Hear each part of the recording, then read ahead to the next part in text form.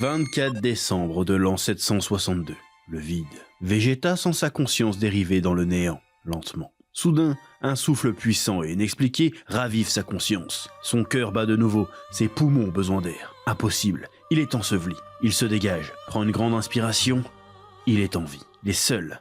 Autour de lui, le ciel est noir et toute la planète tremble. Le prince des Saiyans prend quelques instants pour réaliser. Il était littéralement mort et enterré, et le voilà de nouveau en vie. Des dizaines de questions lui traversent l'esprit, et pour l'aider à y répondre, il devrait sans doute utiliser Mammouth AI, le partenaire de cette vidéo. Mammouth AI, c'est une plateforme française qui regroupe les plus grosses intelligences artificielles aux mêmes endroits, GPT, Claude, Gemini, Mistral, même des générateurs d'images. Tu peux poser la question à plusieurs modèles, comparer les réponses et garder celui qui te donne le meilleur résultat. En quelques clics, tu peux changer de modèle pour tester différentes approches sans avoir à tout recommencer, et gagner un temps énorme sur tous tes projets. Moi par exemple, je m'en sers pour m'aider à optimiser la publication des vidéos. Ça m'aide à choisir un bon titre et mettre les bons tags, etc. Je compare les réponses et je fais mes choix. Et le plus gros avantage, c'est le prix. Au lieu de payer plusieurs abonnements à 20 € chacun minimum, Mammouth AI te propose un accès multi-IA pour environ 10 € par mois. Et en plus, niveau sécurité, Mammouth AI met le paquet, vos données restent confidentielles, vos prompts ne sont ni stockés ni utilisés pour entraîner les IA. La plateforme est conforme au RGPD avec une entreprise basée à Paris et des serveurs en Allemagne. Et vous pouvez garder le contrôle total en pouvant supprimer votre historique à tout moment. Si vous voulez tester l'IA sans vous ruiner et trouver le modèle qui vous correspond vraiment, je vous mets le lien en description. Merci à Mammouth AI de sponsoriser cette vidéo. Place à l'épisode. Oui. À peine le temps de reprendre ses esprits que Vegeta se retrouve tout d'un coup au milieu d'un nouvel environnement. Un ciel bleu, des arbres. Il est sur Terre. Non loin de lui, il voit les Terriens ainsi que l'intégralité du peuple Namek. Il apprend la vérité en écoutant le grand doyen résumer les événements à ses enfants. Les Terriens ont utilisé leur propre Dragon Ball pour ressusciter toutes les victimes de Frieza et son armée. Ensuite, les Namek ont utilisé les leurs pour téléporter tout le monde sur Terre, sauf Kakaroto et Frieza, afin qu'ils terminent leur duel. En écoutant davantage, il apprend une nouvelle qui le choque. D'après son fils, Kakaroto serait devenu un véritable Super Saiyan. Mais ce n'est pas tout. Il apprend par la femelle terrienne que Frieza a été vaincu et que Goku a péri dans l'explosion de la planète Namek. Les Terriens prennent la nouvelle étonnamment bien. Ils sont persuadés de pouvoir ressusciter leurs amis une fois que les Dragon Ball de Namek seront de nouveau opérationnels dans plusieurs mois. En attendant, la Terrienne invite les Namek à loger chez elle et invite même le prince des Saiyans, qui même s'il la trouve vulgaire et bruyante, accepte l'invitation. N'empêche, s'il avait dit non, l'histoire aurait pu être bien différente. Mais on voit bien à partir de là que le personnage de Vegeta est prévu pour durer un bout de temps dans le manga. C'est un peu comme dans Fast and Furious, si Vin Diesel t'invite à son barbecue, ça veut dire que ton personnage sera présent dans le prochain film. Et bah là c'est pareil, sauf que t'es invité dans Bulma, chez Bulma, pardon.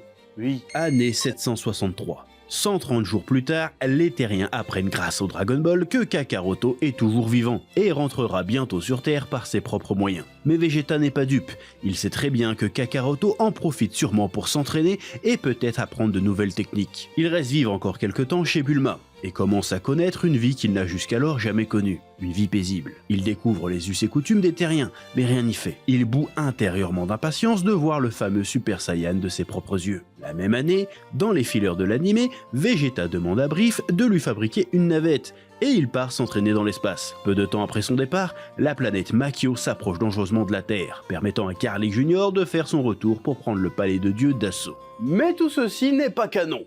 Oui. Année 764. Un an a passé et alors qu'il profite d'une journée ensoleillée à Capsule Corp, il ressent une énergie gigantesque qui approche de la Terre. L'énergie est aussi terrifiante que familière. Frieza est de retour. Contrairement à ce que tout le monde pensait, Kakaroto a échoué à l'achever. Il se rapproche à présent de la Terre accompagné de son armée et d'une autre puissance au moins aussi terrible. Et Kakaroto n'est toujours pas revenu. Je m'arrête 2 secondes dans mon récit là, mais sans déconner. Si on se met du point de vue d'un lecteur de l'époque, comment ça devait être incroyable d'enchaîner dinguerie sur dinguerie chaque semaine comme ça. Ah, je vous envie les Japonais de l'époque. Qu'est-ce que vous avez dû kiffer.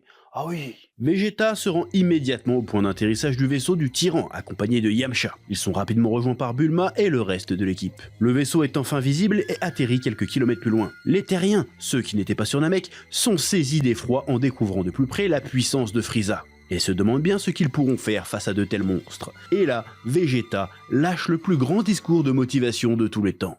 Je déconne. Il leur dit juste, franchement, c'est la fin du monde. On est baisé. Ah, c'est ça qu'il dit. Soudain, une troisième grande puissance apparaît. Les auras des soldats de Frieza disparaissent quasi instantanément. Vegeta ne tient plus. Il veut savoir ce qu'il se passe derrière cette montagne. Une explosion. Dans le ciel, deux silhouettes. Il reconnaît celle de Frieza qui fait face à un jeune homme blond avec une épée. En un instant, Frieza est réduit en morceaux puis en cendres par l'inconnu. Ensuite, Vegeta et les autres assistent à une scène complètement folle. Le jeune homme, qui serait un Super Saiyan d'après le fils de Kakaroto, fait face à l'acolyte de Frieza. Vegeta le reconnaît. Il s'agit du roi Cold, le père de Frieza, tout aussi redoutable. Et pourtant, il se fait tuer en un coup par le jeune homme, qui fait ensuite disparaître toute trace de l'armée de Frieza. Le jeune homme reprend une apparence normale, puis se tourne vers le groupe en souriant. « Je vais accueillir Goku, vous voulez venir avec moi ?» Vegeta ne comprend plus rien. Ce garçon connaît Kakaroto et serait en plus un Super Saiyan. C'est impossible, il ne reste que 3 Saiyans dans tout l'univers. Lui, Kakaroto et son fils. Méfiant mais curieux, il décide de le suivre malgré tout. Le jeune homme ne semble pas hostile et essaye même de sympathiser, mais reste très évasif lorsqu'on le questionne. Qui est-il? D'où vient-il? Comment s'appelle-t-il? Comment ça se fait qu'il est un Super Saiyan? De plus, il n'arrête pas de dévisager Vegeta, ce qui a tendance à l'agacer. Kakaroto finit par atterrir sur Terre 3 heures plus tard. À peine débarqué, il part s'isoler au loin avec le jeune inconnu. Soudain, les deux se changent en Super Saiyan et échangent quelques passes d'armes. Vegeta est atterré par un tel déferlement de puissance. Après une longue discussion, le jeune homme disparaît dans une étrange machine, et le Namek, qui avait tout entendu, leur fit une révélation surprenante. Le jeune homme vient en réalité de 20 ans dans le futur et est venu les avertir de l'arrivée dans 3 ans de 2 cyborgs surpuissants, qui tueront ensuite toute l'équipe et ravageront le monde. Vegeta enrage, non seulement Kakaroto est bel et bien un Super Saiyan, mais en plus il y en a un autre, alors que lui, le prince des Saiyans, est bien incapable de le devenir. Et en plus de ça, il est destiné à mourir face à des cyborgs stupides. Son orgueil est plus touché que jamais, et il est déterminé à gagner en puissance. De retour à Capsule Corp, il demande au Dr Brief de lui fabriquer une salle d'entraînement capable de générer une gravité 300 fois supérieure à celle de la Terre. Tout ce passage est très intéressant, et en fait on remarque que lorsque Goku n'est pas là, Vegeta prend naturellement le lead de l'histoire. C'est lui qui mène toutes les interactions. Et quand Goku revient, eh ben la dynamique s'inverse et c'est Goku qui prend sa place. Et ça, tu sens que ça a tendance à l'agacer un peu le personnage. C'est aussi le seul personnage qui revendique être le rival de Goku. Ce n'est plus du tout le cas pour Piccolo et c'est même plus une question pour Tenshinhan depuis belle lurette. Plus qu'un nouvel allié, Vegeta est avant tout un rival, sans pour autant être réellement un méchant. Et ça, c'est une dynamique assez inédite dans le manga Dragon Ball. Quand il part s'entraîner en mode ultra déter, c'est pas tant pour les cyborgs que pour battre Goku. L'évolution de leur relation est atypique. Sur Namek, lorsqu'il était en train de mourir, Vegeta a lâché son ego, son orgueil, et l'a remplacé par la foi. La foi en Goku est le fait qu'il soit un Super Saiyan. Et une fois ressuscité, il dit « Bon, ok, t'es un Super Saiyan, mais je vais quand même être meilleur que toi parce que je reste le prince. » Ça se voit en vrai, les deux ils se kiffent trop en vrai, ça se voit. Vegeta il se comporte vraiment comme une tsundere. Et si tu sais pas ce que c'est une tsundere, eh ben tu demandes la définition à Mammouth AI, il va te l'expliquer, oui. Bref, il se lance dans un entraînement de 3 ans, mais pendant ces 3 ans, il s'en passe des choses. Si on suit la chronologie officielle, en 764, il se passe les événements des films La Revanche de Couleur et les 100 000 guerriers de métal, et en 767, les événements de l'offensive des cyborgs, avec C13, C14 et C15.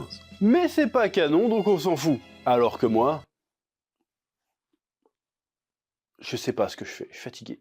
Année 766. Cette année marque un événement majeur dans la vie de Vegeta et de Bulma, la naissance de leur fils, Trunks. Alors là, c'est aussi un des plus grands mystères de Dragon Ball. Tout le monde se pose la question, mais qui a pécho qui? Moi, je pose mon billet sur Bulma, hein, cette chaudière là, hein, voilà. Nous voici 3 ans plus tard, le 12 mai 767, à 9 km sud-ouest de la capitale du Sud, vers 11 h. Les cyborgs sont apparus et ont ravagé l'île. Ils partent ensuite plus loin affronter Kakaroto. Il domine l'un des cyborgs, mais très vite, il perd pied. Sa puissance diminue. Il est rattrapé par la maladie cardiaque annoncée par le garçon du futur. Il est sur le point de se faire tuer quand tout d'un coup, bam! Vegeta débarque et met un énorme chassé dans la tronche du cyborg ondouillard, en sortant cette fameuse phrase « C'est moi qui battrai Kakaroto ». Comportement typique d'une tsundere, hein. Il shoot dans Kakaroto pour le filer à Piccolo en lui disant qu'on le ramène chez lui pour qu'il prenne son médoc. Puis il regarde les cyborgs et dit « J'ai envie de savoir si les cyborgs peuvent ressentir la peur. » Et bim, il se change en Super Saiyan. Est-ce qu'on serait pas sur de la masterclass? Je veux dire, tout le début de l'arc, on se demande mais où le gars est-il passé? Puis débarque en légende pour sauver Goku et pam, derrière il se transforme en Super Saiyan. Mais oh là là, mais quel régal, quel régal! Mais ça confirme ce que je disais, dès que Goku est hors jeu, hors caméra, on va dire, eh ben c'est Vegeta qui prend le lead. Direct, c'est lui qui attire tous les regards, qui contrôle le récit. Beaucoup de fans sont persuadés que Vegeta devient le binôme, le numéro 2 de Goku à partir de l'arc Boo, mais en réalité, c'est déjà le cas dès l'arc Namek. Oui. Et puis son combat contre C19 est un enchaînement de masterclass. Tu ne sens pas la douleur? Tant mieux pour toi. Et bim, coup de pied dans le bide. Tu es réaliste pour un robot. C'est du sang ou de l'huile? Et bim, patate. C19 lui attrape les mains, il dit « Eh, surtout me lâche pas ». Et bam, il lui arrache les mains. Puis il le termine avec un bing-bang attaque des familles.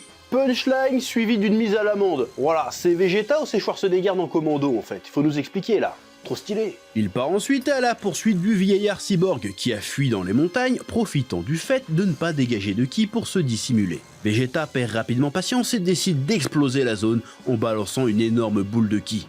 Grossière erreur, car le cyborg en profite pour sortir et absorber l'énergie, profitant ainsi d'un boost de puissance lui permettant de fuir encore plus vite. Quelques instants plus tard, Vegeta est alerté. Le cyborg est aux prises avec le Namek et le fils de Kakaroto. L'équipe l'encercle. Le Namek, après avoir avalé un Senzu, intime à Vegeta de le laisser régler son compte au cyborg. À sa grande surprise, le Namek domine totalement le vieillard. Il est sur le point de l'achever quand soudain, le garçon du futur fait son apparition. Il entend le Namek l'appeler Trunks, et là, Vegeta percute. Il s'appelle comme son fils et vient du futur. Mais un autre détail le perturbe. Son fils ne semble pas reconnaître les cyborgs qu'ils sont en train d'affronter. Soudain, Bulma débarque avec sa navette. Le cyborg tente de la détruire pour créer une diversion et s'enfuir. Heureusement, Trunks du futur les sauve in extremis. Et alors que Vegeta se lance à la poursuite du cyborg, il est confronté par son fils pour son inaction à sauver sa mère et le bébé. Vegeta l'envoie promener en disant que ça ne l'intéresse pas. Alors là, je vous avoue, je suis partagé. Autant j'aime l'idée de faire de Vegeta un espèce de guerrier sans cœur et sans attache qui sent pas les steaks de tout à part de remporter ses combats, et je comprends que la scène est surtout là pour montrer la déception de Mirai Trunks en apprenant, en découvrant la véritable nature de son père qu'il a un petit peu fantasmé quand même, mais autant je trouve que c'est un peu illogique dans le délire. Alors bien sûr, on le sait, Toriyama avait tendance à improviser un peu ses scénarios au jour le jour, et ce que je vais dire va prendre en compte ce que je sais aujourd'hui du personnage. Donc c'est peut-être pas forcément pertinent ce que je vais dire, mais je vais le dire quand même. Vegeta, c'est pas n'importe quel Saiyan, c'est le prince des Saiyans. Donc il devrait considérer son fils, pas juste comme un rejeton random, mais comme son héritier, pour s'inscrire dans son héritage royal, princier. Il devrait pas s'en foutre comme ça, d'autant plus que son fils, il le sait maintenant, est un Super Saiyan en devenir. Il devrait au moins chercher à le protéger un petit peu. Je dis pas qu'il va lui changer ses couches et tout, mais le fait qu'il s'en batte les couilles, que son fils est sur le point de se faire tuer par un cyborg alors qu'il est bébé, je trouve ça un peu out of the character, mais encore une fois, c'est rétrospectivement de ce qu'on sait sur le personnage. Mais on est sur le même niveau de débilité pour moi que Vegeta qui bute Nappa sur un coup de tête. Dans le contexte, ça n'a pas de sens. Alors c'est très efficace pour caractériser le personnage de manière un petit peu, comment dirais-je, un petit peu caricaturale, on va dire, un petit peu exagérée, mais c'est quand même un petit peu débile. Je trouve ça un peu dommage, oui. Mais après, ça fait aussi partie d'un élément qui va faire partie de l'évolution du personnage. Donc c'est pour ça que je suis partagé. D'un autre côté, bah, c'est intéressant, d'un autre côté, c'est quand même un peu con. Tu vois ce que je veux dire? Oui. Bulma leur révèle que le cyborg est en réalité le Dr Gero lui-même, et qu'elle pense savoir où se trouve son laboratoire, quelque part dans les montagnes du Nord. Trunks les informe que les deux cyborgs qui ont détruit son futur sont en réalité C17 et C18. Il semble qu'ils ne soient pas encore activés à cause des changements temporels provoqués par ces voyages successifs. Le Namek propose de trouver le labo et de le détruire avant l'activation des deux autres cyborgs. Vegeta les traite de lâches et refuse ce plan. Il veut affronter les cyborgs lui-même et les terrasser de toute sa puissance. De toute façon, en tant que Super Saiyan et prince, il est devenu forcément bien plus fort que Goku. Il décide donc de partir en premier de son côté. Il est suivi de près par Trunks, qui passe lui aussi en Super Saiyan pour suivre sa cadence. Et là il se dit, c'est vrai, c'est un Super Saiyan lui aussi. C'est bien mon fils, le sang des Saiyans coule dans ses veines. Tu vois, c'est ce que je disais il y a 2 minutes. Si tu estimes à ce point ton fils, pourquoi t'allais le laisser crever 5 minutes avant? Ah, c'est pas logique ton délire. Oui. Mais c'est aussi l'occasion de voir une relation père-fils très différente, voire même carrément à l'opposé, de celle qu'on voit avec Goku et Gohan. Gohan vénère et admire son père alors que Trunks l'aborde, l'exècre, l'aime pas beaucoup. Goku est un daron qui encourage son fils alors que Vegeta le toise et semble se sentir en compétition avec lui. J'entends souvent dire que Dragon Ball ça raconte rien, mais en vrai c'est pas vrai du tout. Arrivé dans les montagnes du Nord, Vegeta et Trunks quadrillent la zone à la recherche du labo. Trunks tente de convaincre son père d'abandonner l'idée d'un combat loyal, tellement les cyborgs sont monstrueux, évidemment en vain. Leur discussion est interrompue lorsqu'ils sentent l'énergie du terrien chauve augmenter soudainement. C'est le signal qui indique qu'il a trouvé la grotte. Vegeta ne perd pas de temps et défonce la porte du labo. C18 et C17 sont déjà activés et ont l'air de se disputer avec le Dr Gero. C17 l'exécute froidement, puis les deux cyborgs s'apprêtent à libérer un troisième cyborg inconnu. Là, Trunks passe à l'attaque en détruisant le laboratoire. En vain, les cyborgs ont facilement échappé à la déflagration, libèrent le troisième cyborg et disparaissent au loin sans même prêter attention au groupe. Là, Vegeta pète un câble. Que les cyborgs ignorent les terriens inutiles, encore il peut le comprendre, mais qu'il l'ignore lui, le prince des Saiyans, le plus puissant des Super Saiyans, c'est insupportable. Il se lance donc à leur poursuite en frappant Trunks qui a voulu tenter de le retenir. Il les attrape rapidement alors qu'ils traînent au milieu d'une route et entame un duel face à la fille, C18. Au début, le combat est plutôt équilibré. Les cyborgs sont même surpris de la puissance du prince, mais les deux adversaires n'en sont qu'à l'échauffement, qui est interrompu par l'arrivée de Trunks et des autres. Vegeta leur interdit d'intervenir. C17 abonde dans son sens. Si un seul d'entre eux interrompt le duel de C18 et de Vegeta, il sera contraint d'intervenir à son tour. Le duel reprend et rapidement le prince des Saiyans est dominé par la cyborg. Il se fait même briser le bras d'un seul coup de pied. Là, Trunks n'en pouvant plus de voir souffrir son père, se précipite dans la bataille, entraînant avec lui Piccolo et Tenjin Han, ainsi que C17. Ils se font tous défoncer. Seul Vegeta résiste un peu malgré son bras pété, mais il s'incline inconscient malgré tout. Il se réveille quelques instants plus tard, remis sur pied grâce à un Senzu. Les cyborgs n'ont achevé personne et sont tout simplement partis. Vegeta, ne supportant pas l'humiliation, part s'isoler en promettant de revenir encore plus fort pour se venger. Vegeta a très durement été touché dans son orgueil, mais en même temps je le comprends, le gars s'est entraîné comme un fou pendant des années, puis il finit par atteindre son objectif, il devient Super Saiyan, il devient plus fort que Goku, et bim, il fait son retour en légende en mode maintenant c'est moi le personnage principal, et juste après, patatras, il se fait défoncer par une meuf en plus. Ah, c'est un coup à partir en dépression, là je comprends qu'il est mauvaise, oui. Mais ça met aussi quelque chose en avant, c'est que son orgueil est à la fois sa principale qualité et son principal défaut. Oui. Alors qu'il se morfond au milieu des montagnes, il se met soudain à ressentir une aura étrange. Un mélange entre celle de Goku, du Namek, de Frieza et même de la sienne. Mais qu'est-ce qu'il se passe sur Terre? Évidemment, il s'agit de l'apparition de Cell. Imagine la journée de fou. À midi, tu débarques en légende, tu défonces des cyborgs, après tu rencontres ton fils adulte du futur, et boum, en fin d'après-midi, tu te fais défoncer par une meuf, et t'arrives au soir, il y a Cell qui débarque. Compliqué la journée là, rentabilisé. Ouais. Vegeta sent également une autre grande puissance inconnue. Il décide de foncer voir ce qu'il se passe, et retrouve sur place son fils du futur, le petit chauve, et Piccolo. Et c'est de Piccolo qu'émane cette puissance phénoménale qui dépasse même la sienne. Décidément, c'est vraiment une journée de merde pour Vegeta. Même le Namek maintenant, il le met à l'amende. Pas facile. Mais c'est pas fini. Lorsque Piccolo lui révèle les plans de Cell ainsi que ses origines, Vegeta se sent impuissant, dépassé et surtout totalement mis de côté en tant que Saiyan. Alors que les autres essayent d'élaborer un nouveau plan d'action, il ne tient plus et s'emporte. Il ne suivra pas le plan de Piccolo et des Terriens. Peu lui importe si Cell absorbe les cyborgs ou non, tout ce qu'il compte à ses yeux, c'est de devenir encore plus fort. Il l'annonce, il va dépasser le stade de Super Saiyan. Le 15 mai 767, alors que Vegeta est en train de méditer accompagné de son fils du futur, Kakaroto et son fils apparaissent. Ils viennent pour leur proposer de partir s'entraîner dans la salle de l'esprit et du temps, une pièce du palais de Tout-Puissant où une journée équivaut à un an sur Terre. Un moyen efficace de gagner en puissance et d'explorer le stade au-dessus du Super Saiyan. Vegeta accepte d'y aller et de s'y entraîner pendant un an en compagnie de Trunks. Le 16 mai 767, Vegeta et Trunks sortent de la salle de l'esprit et du temps. Ils ne sont partis qu'une journée et pourtant la situation a changé du tout au tout. Cell a fini par absorber ses 17 et est devenu encore plus monstrueux qu'avant. Qu'à cela ne tienne, Vegeta, qui a réussi à dépasser le stade de Super Saiyan, n'hésite plus un instant et part sur le champ affronter le monstre, accompagné de son fils. Sa confiance en lui est à son maximum. Il arrive en quelques minutes face à Cell, qui était en train de détruire des îles pour débusquer ses 18. Le prince des Saiyans ne perd pas de temps et dévoile le résultat de son entraînement.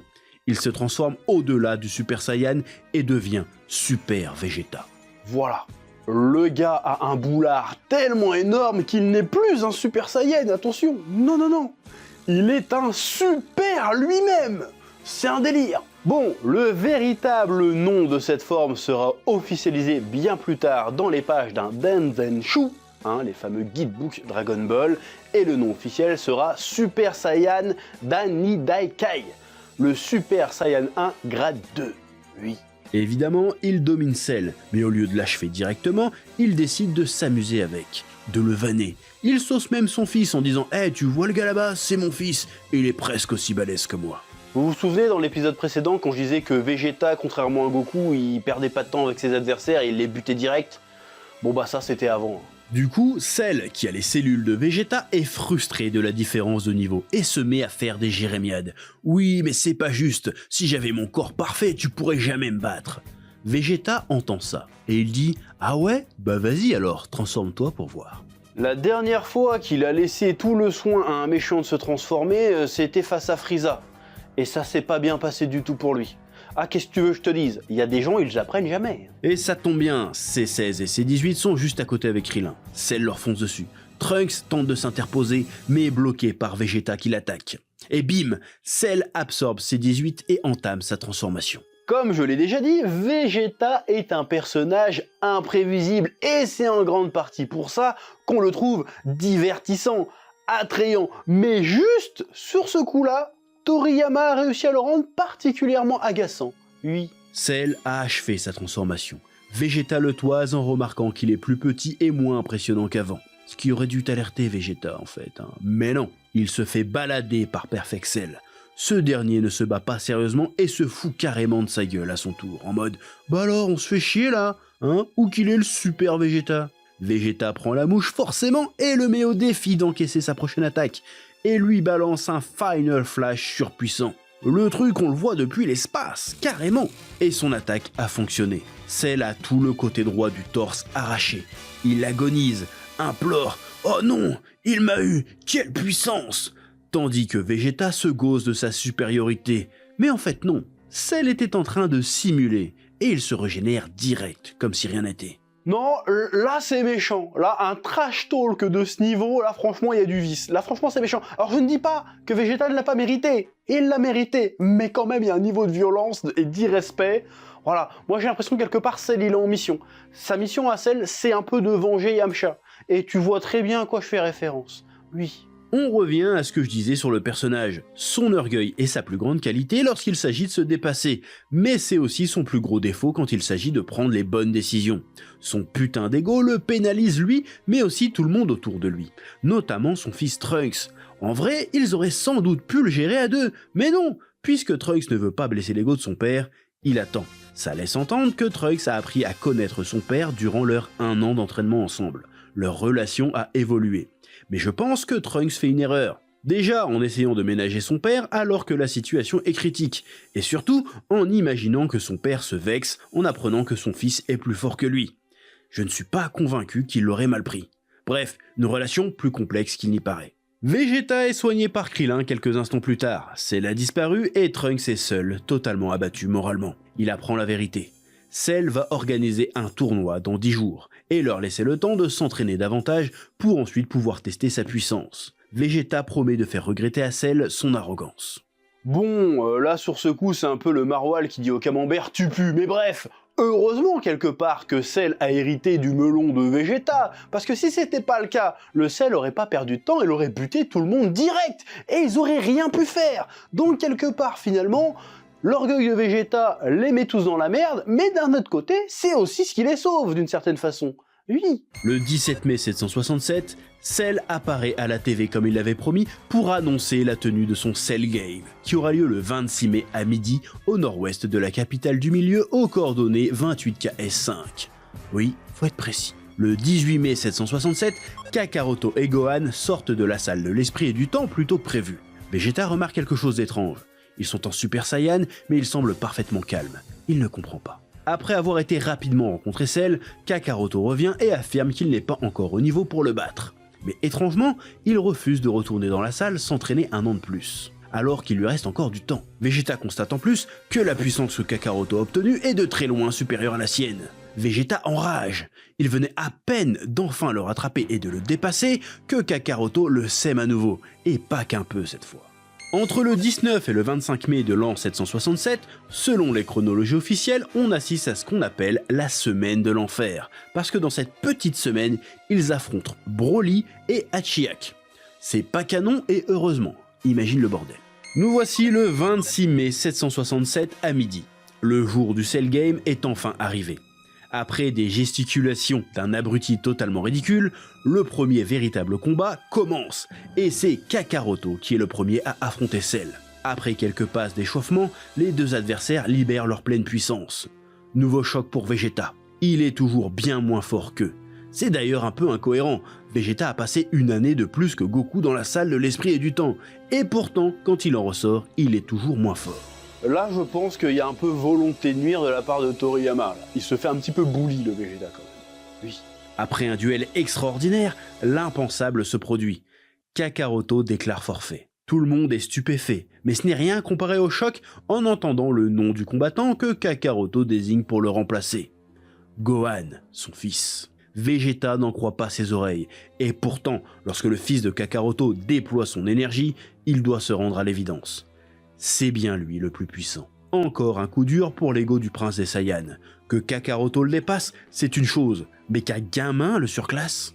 En vrai, ça commence à vraiment se voir que Toriyama aime pas ce perso à la base, tellement il le maltraite. Mais en même temps, c'est tellement divertissant et fascinant à suivre, c'est génial. Étrangement, Gohan est totalement passif lors de son combat contre Cell, à tel point qu'il subit de lourdes attaques.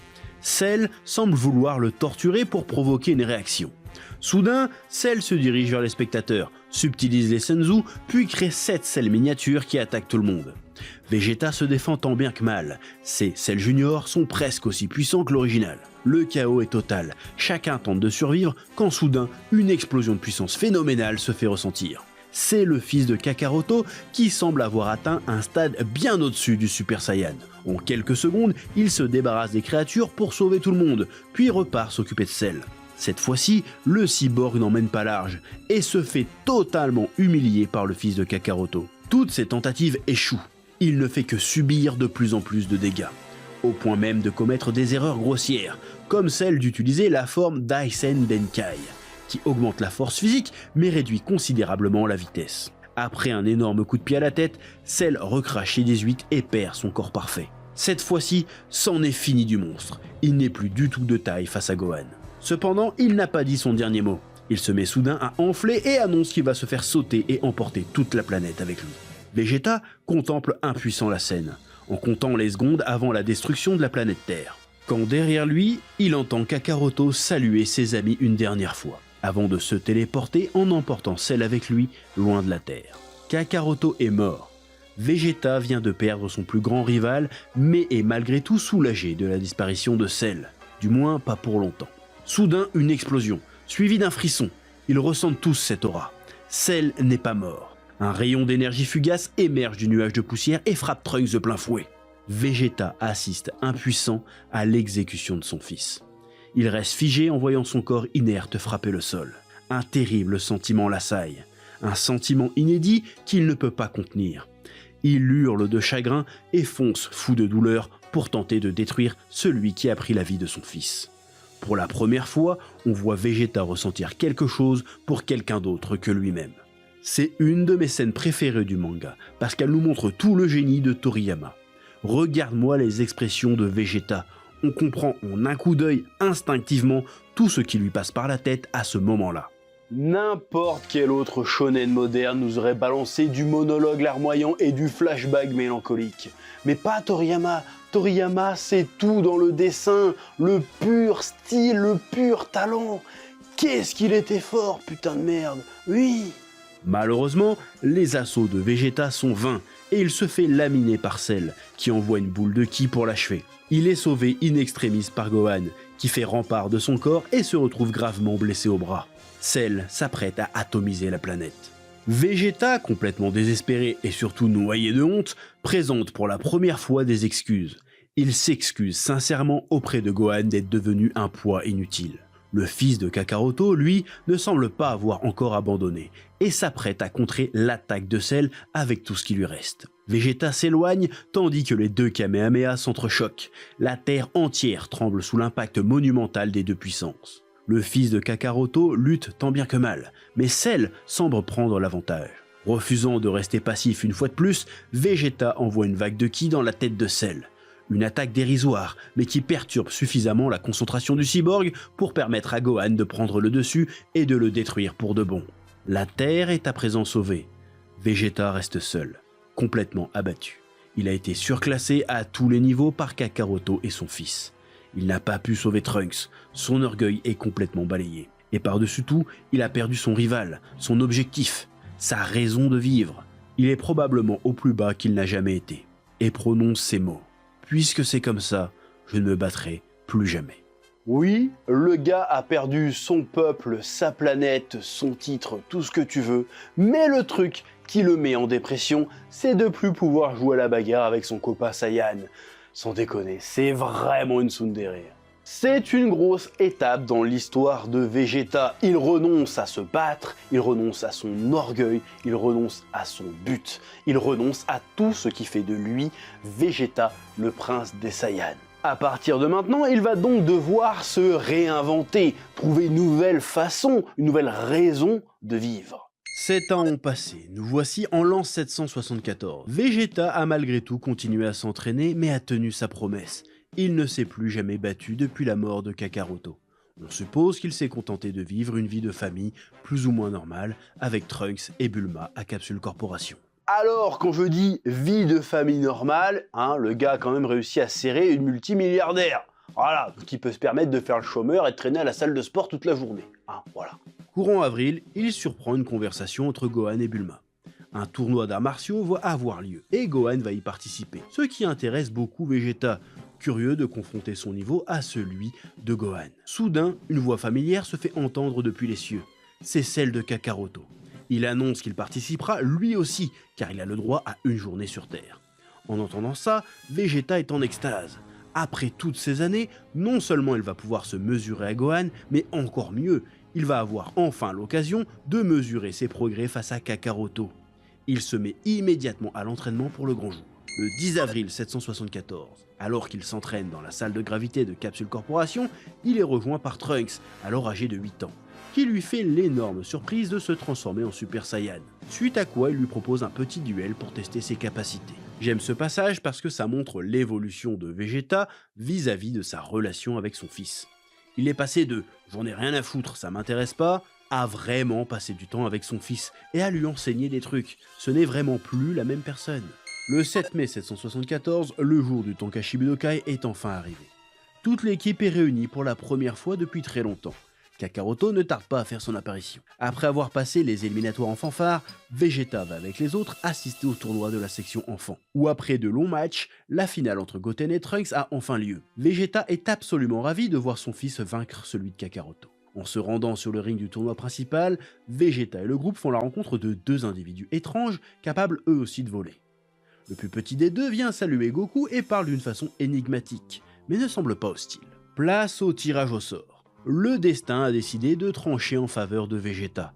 Il affrontera Kakaroto dès le premier tour. Vegeta est surexcité, impatient d'affronter à nouveau son rival. Tout ça éveille en lui des sentiments nostalgiques. Le tournoi commence. Krillin élimine facilement son adversaire du premier match. Puis vient le tour de Piccolo, qui doit affronter l'inconnu nommé Shin.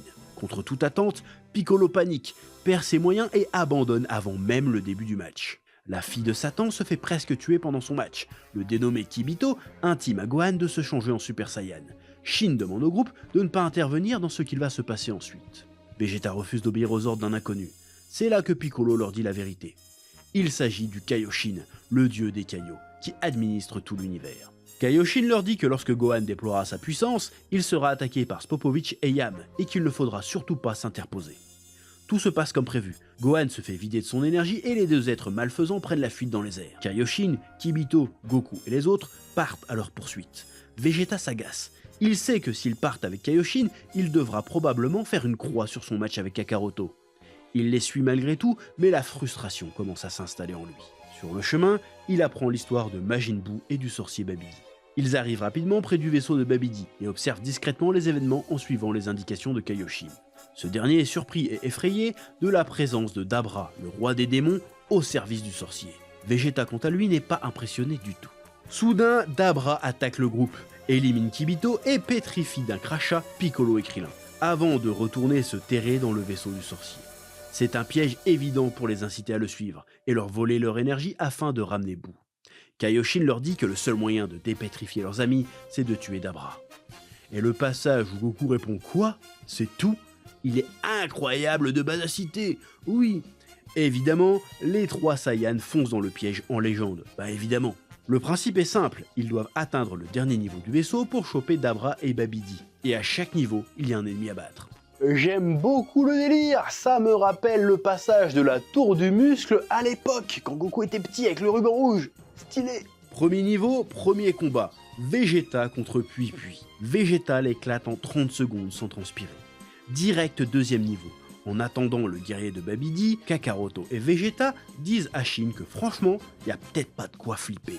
Même le Dabra, il est pas si fort que ça en vrai, il a juste le même niveau que Cell. Juste le niveau de Cell, c'est une dinguerie de dire ça. Yakon arrive et affronte Kakaroto. Évidemment, il est dominé, mais il utilise un pouvoir étrange, capable d'absorber ou plutôt de dévorer la lumière émise par le Super Saiyan. Goku le piège en lui faisant absorber trop d'énergie d'un coup. Le combat est encore une fois gagné facilement. Mais il n'a pas échappé à Vegeta que Goku a, l'espace d'un instant, dépassé le stade de Super Saiyan. Il est lui aussi capable d'atteindre le Super Saiyan 2. L'impatience de l'affronter et la frustration de devoir attendre grandissent un peu plus. Troisième niveau, le duel entre Gohan et Dabra fait rage. Le match est assez équilibré, mais Kakaroto et Vegeta sont déçus. Gohan s'est trop laissé aller pendant les 7 dernières années et est moins fort que lorsqu'il a vaincu Cell. En voyant que les choses traînent inutilement, Vegeta commence à s'impatienter. Il s'énerve et est presque prêt à tuer Dabra lui-même pour aller plus vite. Là, je pense qu'il y a au moins deux choses qui l'énervent. De voir Gohan, un mec avec un potentiel énorme, le gâcher en restant oisif toutes ces années, et du coup, il fait traîner le combat pour rien. Et de deux, bah justement, il fait traîner le combat pour rien, ce qui fait que Vegeta commence à sentir que son combat retour contre Goku, il l'aura peut-être pas en fait. Oui. Non mais je me mets à la place de Vegeta, je comprends. Imagine toi, tu galères, tu suces 100 et t'en chies ta race pendant des années pour atteindre un bon niveau de combat, et t'as un putain de gamin, ça lui tombe tout cuit dans le bec, et lui le gars, qu'est-ce qu'il fait avec sa puissance? Oh, je vais aller à la fac, il va faire du baseball et me faire des copains là, au lieu de devenir un putain de warrior. Voilà, bah, je comprends que ça l'énerve, je comprends. Dabra fuit le combat sans explication. Quelques secondes plus tard, Vegeta ressent une vive douleur dans sa tête. Le sorcier tente de prendre le contrôle sur lui. Il souffre mais résiste, avant de se laisser totalement submerger et de devenir celui qu'on appelle depuis Majin Vegeta. Les voilà de nouveau sur le ring du Tenkaichi Budokai. Là, Vegeta commet un massacre en bombardant les tribunes. Son objectif est clair, il veut forcer Kakaroto à le combattre. Ce dernier n'est pas dupe, il a vu clair dans le jeu du prince. Il sait qu'il s'est laissé ensorceler volontairement. Le prince l'admet. Il s'est laissé ensorceler parce qu'il voulait absolument se battre contre Kakaroto, pour enfin régler ses comptes avec lui. Il a osé le dépasser et lui sauver la vie. Il a piétiné son orgueil de guerrier. Il est prêt à tout pour ne pas manquer cette occasion qui ne se représentera plus jamais. Babidi les transporte dans un lieu désert qui ressemble étrangement à l'endroit où a eu lieu leur tout premier duel. Kakaroto passe directement un SCJ2 et est surpris de voir Vegeta en faire de même. Le duel commence et il est d'une intensité folle, ça se la donne comme jamais, C'est sans doute l'un des duels les plus violents du manga. Ils sont rapidement en sang. Les deux Saiyans savourent ce duel. Kakaroto est surpris de voir que Vegeta est à son niveau. Le prince l'avoue, il ne l'était pas. Il l'a su dès le combat contre Yakon, qu'il avait toujours un léger retard de puissance. C'est l'autre raison pour laquelle il s'est laissé ensorceler par Babidi, pour gagner la puissance suffisante pour combler l'écart. Kakaroto lui fait remarquer l'ironie. Comment un être aussi orgueilleux a pu accepter de se soumettre pour plus de puissance? Là, Vegeta vide son sac. Il voulait redevenir comme avant, le Saiyan froid, cruel, impitoyable qu'il était. Être de nouveau capable de se battre à fond sans se soucier de quoi que ce soit d'autre. Or, depuis qu'il est arrivé sur Terre, il a commencé à changer. Il a fondé une famille et mené une vie paisible. Une vie qui va à l'encontre de sa nature profonde. C'est cette nature profonde qu'il voulait retrouver grâce à Babidi. Pour résumer, il nous fait une bonne grosse crise de la quarantaine un petit peu violente, mais qui est compréhensible quand on se place dans la logique du personnage. Vegeta n'a pas choisi de changer. Souvenez-vous, la fin de l'arc Cell, Goku est mort, il a perdu son but, il a perdu le sens de sa vie. Devenir le plus puissant des Saiyans. C'était un personnage animé par la quête de puissance et le combat. Et là, plus de méchants, plus de rival. À quoi bon continuer? Il n'allait pas se rabattre sur Gohan. Il est très fort certes, mais à ses yeux, ça reste qu'un gamin. Et ce n'est même pas un vrai Saiyan à ses yeux en plus. Il n'a aucun compte à régler avec lui. Alors pendant un temps, il a été vide, sans but, et a découvert une autre vie qui s'est imposée à lui. Et pendant des années, ça lui allait. Puis du jour au lendemain, son rival réapparaît. Et avec lui, des méchants à taper. Là, c'est un peu comme proposer un verre de whisky à un ancien alcoolique. Il sait très bien l'alcoolique qui doit refuser le verre parce qu'il suffirait d'un verre pour retomber dans l'addiction, retomber dans ses travers du passé. Et ben Vegeta il le sait aussi, mais il n'a pas pu refuser le bon bourbon qui était proposé par Babidi. Ah, il l'a bu, il a torché le verre cul sec. Oui. Le gars a fait une rechute, voilà. Pourquoi? Parce que Vegeta, il n'a jamais choisi en pleine conscience de faire ces changements dans sa vie. Il a changé de vie sans régler tous ses problèmes, tous ses traumatismes. Et quelque part, il rechute aussi parce qu'il n'a pas choisi justement tous ces changements. Ils lui ont été imposés par la force des choses. Et ça, son orgueil ne peut pas le supporter non plus. Oui. Et il y en a qui disent encore que les personnages de Dragon Ball sont superficiels. Ah, ceux qui pensent ça, j'ai envie de vous cracher à la gueule. Puh. J'ai pas de salive là, mais le cœur y est. Ils poursuivent leur duel et s'interrompent lorsqu'ils sentent une énergie colossale. Aucun doute, Majin Buu a été libéré de son cocon et c'est de leur faute. Kakaroto propose une trêve afin d'aller régler le problème. Vegeta fait mine d'accepter et profite d'un moment d'inattention pour l'assommer. Il prend le dernier Senzu, essuie le sang sur son visage. Son expression devient douce, apaisée. Il a permis à Buu de sortir, c'est à lui de régler le problème. Seul. Encore son putain d'ego, parce que s'il était parti avec Goku, ils auraient sûrement pu le battre, le gros Buu. Mais le plus intéressant, c'est le revirement de Vegeta. En sentant la puissance de Buu, il a pris conscience du danger qu'il avait fait peser sur la Terre, sur ses amis, sur sa famille. Et ça l'a fait sortir de sa crise très vite. Il fait exploser le vaisseau de Babidi pour le localiser et débarque au-devant du sorcier et de sa créature. Le prince des Saiyans donne tout ce qu'il a face au démon. Il parvient à lui faire de sérieux dégâts. Malheureusement, Majin Buu se régénère instantanément et décide de faire exploser la zone tout entière. Pris dans l'explosion, le Saiyan est sérieusement touché. Le combat reprend. Buu emprisonne Vegeta dans sa gomme et commence à le marteler de coups sans discontinuer. Il est sauvé par l'intervention de Trunks et Goten, qui parviennent à envoyer le monstre valser par surprise et à le libérer de la gomme pendant que Piccolo tue Babidi. Vegeta prend une grande inspiration et dit à son fils de bien prendre soin de sa mère. Pour la première fois, il prend son fils dans les bras, puis l'assomme, lui et Goten, avant de les confier au Namek pour qu'il les mette en sécurité loin d'ici. Avant que Piccolo ne parte, Vegeta lui demande s'il retrouvera Kakaroto dans l'autre monde. Le Namek lui répond franchement que vu tout le sang qu'il a sur les mains, il ira en enfer et sa confiance sera effacée. À quoi il répond un simple « dommage ». J'aime beaucoup cet échange parce que les deux personnages se ressemblent beaucoup. Deux anciens vilains repentis qui ont choisi de se tourner vers le bien et qui ont tous deux fait le même sacrifice. C'est stylé. Mais ça confirme une chose, cette fois-ci Vegeta a fait ses choix en conscience. Il a choisi d'assumer son passé et il a choisi d'assumer qui il était devenu, c'est-à-dire un père, un mari et à l'instar de Goku, un protecteur de la Terre. C'est avec tout ça dans son cœur et enfin en paix avec lui-même qu'il se fait exploser pour emmener Majin Buu avec lui en enfer. C'est sans doute la mort la plus iconique de tout le manga, parce qu'elle résume à elle seule le parcours du personnage de Vegeta, comme je viens de l'expliquer. Mais on peut aussi y voir une lecture un peu plus méta. Dans l'épisode précédent, on a appris que Toriyama à la base n'aimait pas trop le personnage de Vegeta. Et je me demande si finalement, en lui offrant une mort aussi héroïque, Toriyama n'a pas lui-même, dans un sens, fait un peu la paix avec le personnage. Et franchement, si c'est ça, ce serait très beau. Oui, parce qu'à la base, Vegeta n'était pas censé du tout avoir de résurrection dans cet arc. Mais elle a eu lieu, on y arrive.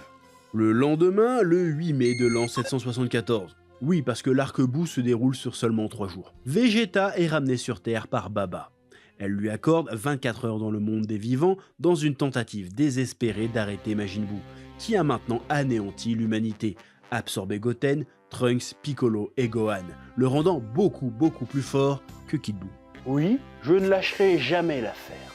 Jamais. Vegeta le sait, il revient seulement pour se refaire tuer à nouveau. Il n'a aucune chance de gagner. Soudain, Kakaroto apparaît devant lui. Il est ressuscité et lui tend une boucle d'oreille étrange. Il lui dit que grâce à ces Potala, ils pourront fusionner et devenir suffisamment puissants pour vaincre Majin Buu. Vegeta refuse.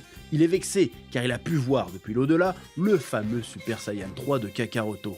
Ce qui signifie qu'il n'était pas à fond du tout lors de leur duel. Ouais, j'avoue que sur ce coup, Goku c'est légèrement un fumier quand même. Enfin bref. Et puis en plus, c'est totalement un retcon en fait ce truc-là. On en a déjà parlé sur cette chaîne, mais l'arc-bout est sans doute l'arc avec l'écriture la plus chaotique. C'est-à-dire que au moment du duel Majin Vegeta contre Goku, Toriyama n'avait probablement même pas encore envisagé l'existence d'un Super Saiyan 3. Du coup maintenant, rétrospectivement, quand tu revois ce combat, il est beaucoup moins intense quand tu as en tête que Goku simule tout du long. Ah, c'est le danger d'écrire un petit peu sur le qui-vive ton histoire, c'est que des fois tu fais des retcons un peu chelous qui cassent un petit peu l'intensité de ce que tu as écrit avant. Mais bon, on fait pas d'omelette sans casser des œufs, oui. Bref, Vegeta finit par accepter et paf, ça fait des chocs à pic. Ouais, je sais pas, j'ai tenté une blague, en même temps elle est un peu longue la vidéo aussi, oui. Il donne naissance à Végéto, la fusion ultime entre les deux Saiyans rivaux. Et il fout une branlée de tous les diables à Majin Buu, jusqu'à faire exprès de se faire absorber pour tenter de sauver Piccolo et leurs enfants. Étrangement, une fois dans l'organisme de Buu, la fusion s'arrête, alors qu'elle est censée être irréversible.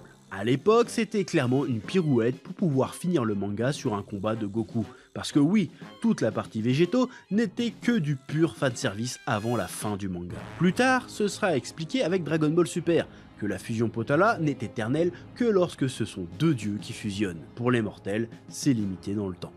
Voilà. Bref, Vegeta détruit sa Potala car il ne veut plus jamais fusionner avec Goku. Je me demande bien ce qu'il a vu dans sa tête pour être dégoûté à ce point. Ouais, je déconne. Évidemment, il nous fait juste une nouvelle crise d'ego, qui n'a pas tellement de sens vu le contexte. Mais encore une fois, il fallait un prétexte pour que ce soit Goku seul qui finisse le manga. Bref, ils parviennent à libérer leurs amis et avant de partir, arrachent le cocon contenant le gros bout. Ce qui provoque une énorme crise de nerfs de Majin Buu, dont la puissance et la musculature augmentent de manière effrayante, jusqu'à ce qu'il dégonfle totalement pour prendre une forme toute petite, quasiment enfantine. Vegeta et Kakaroto sont rassurés, parce que sa puissance a bel et bien baissé comme ils l'avaient supposé. Oui, je viens d'oser dire ce que je viens de dire. Tu vas faire quoi en fait, Tu vas faire quoi exactement? Problème, dans cette nouvelle forme, Buu est complètement taré, et il détruit la Terre. Ouais, il a pas le temps. Kakaroto et Vegeta échappent de justesse à l'annihilation grâce à Kibito Shin, mais sont hélas obligés de laisser Piccolo et leurs enfants derrière eux. Majin Buu les rejoint rapidement au Kaioshinkai. Après une partie de Janken, Vegeta laisse Kakaroto affronter le monstre en premier. Et c'est ainsi que commence le dernier duel du manga, Kakaroto face à Majin Buu. Et on arrive au monologue of all time, ainsi qu'au passage qui est peut-être le plus important de l'histoire de Vegeta. Un monologue tellement culte que vous le connaissez sans doute par cœur. Celui dans lequel Vegeta reconnaît le talent de Goku, celui qui montre qu'il a fini par comprendre la nature de cet homme et aussi sa propre nature. Il le reconnaît comme étant le numéro 1 de l'univers et ainsi règle le dernier traumatisme qu'il avait. il se débarrasse de son orgueil qui l'entravait pendant si longtemps en lâchant enfin prise. Mais Kakaroto galère à en finir avec le démon, il a besoin de temps pour rassembler assez d'énergie pour le désintégrer en une seule fois. Vegeta décide d'occuper le démon pour gagner du temps. Une fois encore, il donne tout ce qu'il a, et une fois encore, malheureusement, ça ne suffit pas. Il manque de se faire tuer à nouveau par Majin Buu. Il est sauvé par Satan, qui parvient à attirer l'attention du démon. Ce dernier est soudain pris de convulsions, puis pouf, il recrache le premier gros bout, et les deux créatures se battent l'une contre l'autre. Vegeta ne comprend rien, mais peu importe, il veut savoir où en est Kakaroto. Et là, c'est le drame. Kakaroto redevient normal et perd toute l'énergie accumulée. Il s'avère que le SSJ-3, avec un corps vivant, consomme beaucoup trop de force. Kakaroto est à deux doigts de se résigner, surtout que le gros bout est lui aussi sur le point de perdre son combat. Mais Vegeta a une idée, ou en tout cas un début de plan. Il s'adresse directement aux Kaioshin et à Dende et leur dit de se rendre sur Namek et d'y rassembler les Dragon Ball pour ressusciter la Terre et tous ses habitants. Son plan est simple, que Kakaroto fasse un Genki Dama en rassemblant l'énergie de tous les terriens. Ensuite, Vegeta s'adresse au monde entier par l'intermédiaire de Maître Kaio. Il résume la situation aux terriens et leur demande de lever les bras au ciel. Malheureusement, malgré ses efforts, ce n'est pas vraiment un bon communicant et à part leurs amis, peu de monde daigne participer. Heureusement pour eux, Satan, le champion de la Terre, parvient à galvaniser les terriens qui finissent par tous participer au Genki Dama qui permet à Goku de terrasser Majin Buu une bonne fois pour toutes. Je passe assez rapidement sur ces événements que vous connaissez tous par cœur. Oui. Le plus intéressant là-dedans, vis-à-vis de Vegeta, c'est la méthode qu'il a employée qui prouve à quel point il a changé. Le prince des Saiyans sanguinaires à l'orgueil démesuré, non seulement se bat pour sauver les autres, mais en plus est capable de demander de l'aide aux terriens. Des êtres qu'il a toujours considérés comme des inférieurs, comme des nuisances. Là, il les considère, il tente de les sauver. Qui osera venir me dire que Toriyama ne sait pas développer ses personnages? Et qui osera venir me dire que Vegeta n'est pas un des meilleurs personnages du manga avec l'évolution la plus incroyable? Qui? C'est un personnage qu'on a vu grandir, évoluer, changer, quasiment au même titre que Goku. Et pourtant Goku, il en a eu des rivaux tout au long du manga, mais ils ont tous fini par s'effacer. Alors que Vegeta, c'est tout le contraire. Plus le temps passe, plus il a pris de la place dans la mythologie Dragon Ball. Je dirais même plus dans le panthéon des personnages de Dragon Ball. Et nous, lecteurs, on a kiffé le suivre à chaque moment. Alors oui, Vegeta est peut-être condamné à être l'éternel numéro 2 en termes de puissance après Goku. Mais dans beaucoup de cœurs de fans, il mérite largement la place du numéro 1. Dragon Ball, c'est la vie. Ouais.